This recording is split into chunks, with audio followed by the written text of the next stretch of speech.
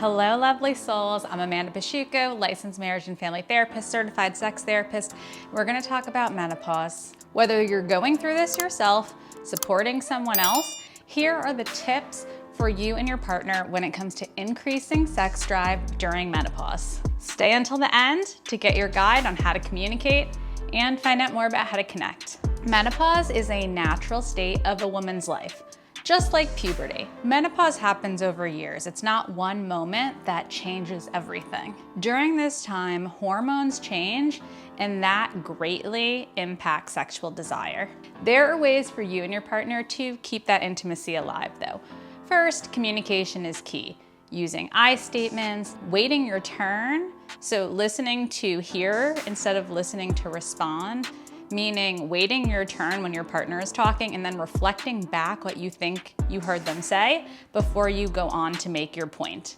There's enough time when you're in a relationship for both of your points to be heard. Also, make time for serious conversations at least once a week. Prioritize intimacy, and I don't necessarily mean intercourse. I mean making out. Things that are enhancing of touch, like massages. What about doing things that are sensual play, like drawing on each other's back? Doing things like outer course where you're grinding and we don't have to worry about a wet vulva, vagina, or a hard penis. These are all things to consider. What are your favorite ideas for increasing intimacy? Taking care of yourself is essential. So if you are going through menopause or have a partner who is, make sure they're doing things like artwork, walking, going to the beach, whatever their thing is. It might be gardening, it might be travel. Make sure that they're engaging in things that they love so that it's not all just noticing what your everyday life is like in menopause. It's also looking forward to life like you always have. Don't hesitate to seek professional help. And I mean finding places like menopause.org in your country.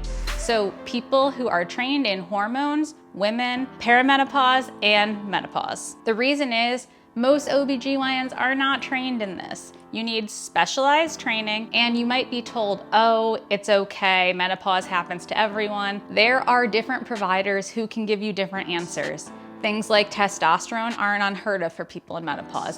Estrogen creams can be prescribed.